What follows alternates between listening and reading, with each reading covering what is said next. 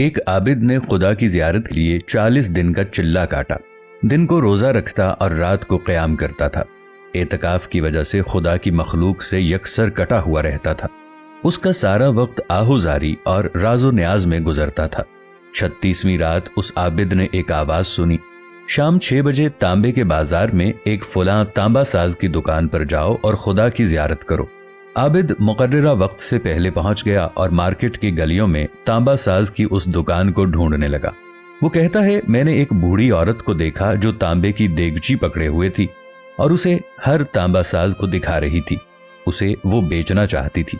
وہ جس تانبا ساز کو اپنی دیگچی دکھاتی وہ اسے تول کر کہتا 4 ریال ملیں گے۔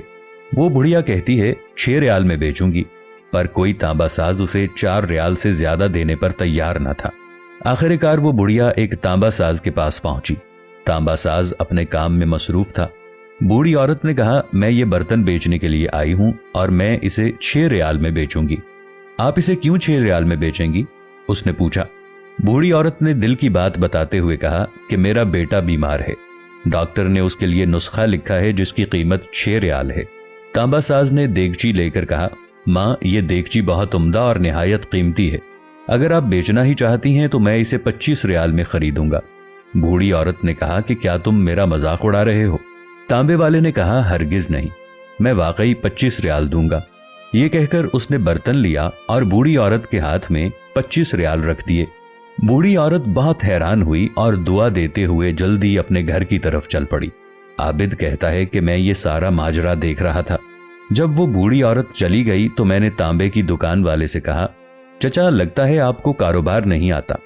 بازار میں کم و بیش اس دیگچی کو دیکھتے تھے اور 4 ریال سے زیادہ کسی نے اس کی قیمت نہیں لگائی، اور آپ نے پورے 25 ریال میں اسے خرید لیا۔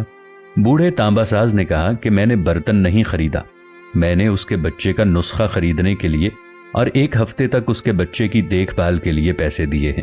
میں نے اسے اس لیے یہ قیمت دی ہے تاکہ گھر کا باقی سامان بیچنے کی نوبت نہ آئے۔ عابد کہتا ہے کہ میں سوچ میں پڑ گیا۔ اتنے میں غیبی آواز آئی، چلہ کشی سے کوئی میری زیارت کا شرف حاصل نہیں کر سکتا، گرتے ہوں کو تھامو، غریب کا ہاتھ پکڑو، ہم خود تمہاری زیارت کو آئیں گے۔ اسی متعلق ساغر صدیقی نے کیا خوب لکھا تھا، یہی ہے ذوق عبادت کی انتہا ساغر، غم حیات کے ماروں کا احترام کرو۔ ناظرین، ہمارے ارد گرد بہت سارے ایسے لوگ ہوں گے جو چلتے پھرتے خدا کے بندے ہوں گے۔ آپ ان کے لیے سہارا بن جائیں، اللہ آپ کے قریب آ جائے گا۔ یہ اتنا آسان نسخہ بتایا گیا ہے کہ نیکی کرو اور ایسے کرو کہ خدائے پاک خود تمہارے قریب آ جائے۔ اللہ سے یہ دعا ہے کہ اللہ ہم سب کو نیکی کرنے کی توفیق عطا فرمائے، آمین یا رب العالمین۔